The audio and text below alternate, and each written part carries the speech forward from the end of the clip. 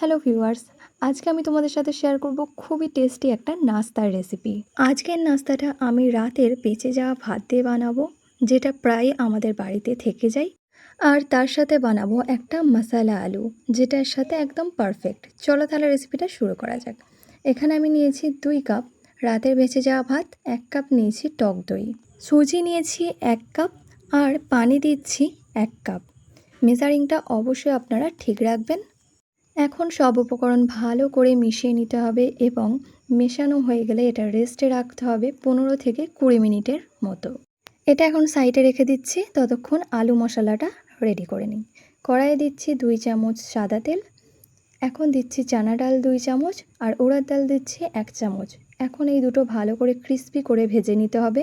এরপর দিচ্ছি রাই 1 চামচ, জিরে দিচ্ছি 1 চামচ আর হিং দিচ্ছি হাফ চামচ। এই তিনটেকেও ভালো করে ফোড়ন তুলে নিচ্ছি।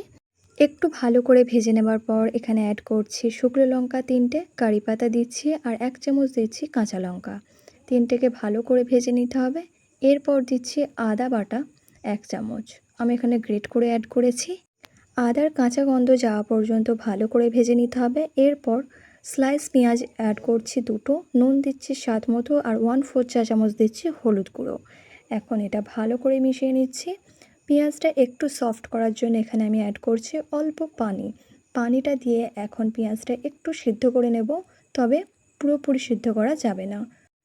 পেঁয়াজটা 2 মিনিট মতো সিদ্ধ করে নেওয়ার পর এখানে আমি একবার ভালো করে ভেজে নিচ্ছি। এরপর আমি এখানে অ্যাড করব সিদ্ধ আলু। এখানে আমি 3 থেকে 4টে সিদ্ধ আলু এইভাবে ক্রাশ করে নিয়েছি। এখন এটা পেঁয়াজের সাথে ভালো করে মিশিয়ে নেব। এই পর্যায়ে নুনটা একবার অবশ্যই চেক করে নেবেন।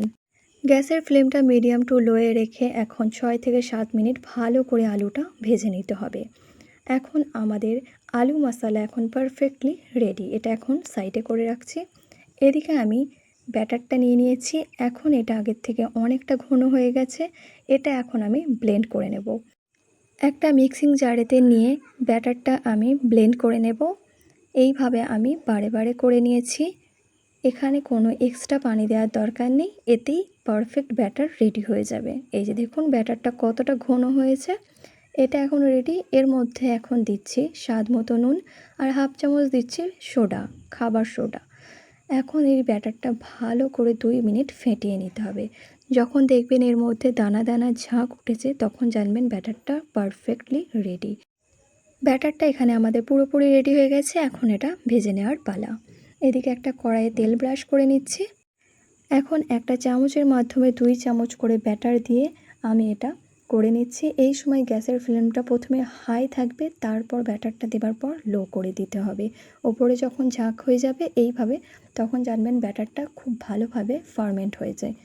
ব্যাটারটা যখন ওপর থেকে পুরোপুরি সেট হয়ে যাবে, তখন এই ব্যাটারটা উল্টে দিতে হবে। এইভাবে উল্টে পাল্টে একটা চিলা তৈরি হয়ে যাবে। এখানে আমাদের একটা চিলা রেডি হয়ে গেছে। এইভাবে আমি সবগুলো বানিয়ে নিয়েছি।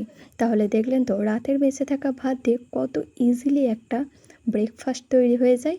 আজ থেকে রাতের ভাত বেঁচে থাকলে অবশ্যই একবার এই ব্রেকফাস্টটা ট্রাই করবেন। আশা করছি আমার আজকের রেসিপিটি আপনাদের ভালো লেগেছে। ভালো লাগলে অবশ্যই কমেন্টে জানাবেন এবং বানানোর অনুরোধ তো রইলই। আজকের জন্য এতটাই, ফিরে আসবো নতুন একটি রেসিপি নিয়ে। আল্লাহ হাফিজ।